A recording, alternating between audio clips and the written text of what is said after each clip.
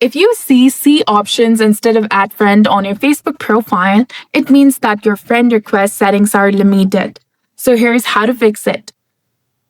First of all, you need to change your friend request privacy.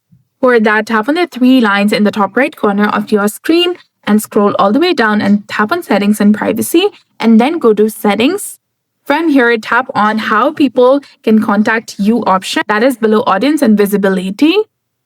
And here tap on who can send me friend request, which is in the top, and select everyone. Restart the Facebook app. You can also check the friend limit. Facebook allows a maximum of 5,000 friends, so you can go to friend list, and if you're close to 5,000, remove inactive friends, wait for a few hours, and add friend option should appear. You can also remove follow only restriction. If your profile is set to follow instead of friend, you can go to settings and then go to followers and public content. Here is set who can follow me to friends.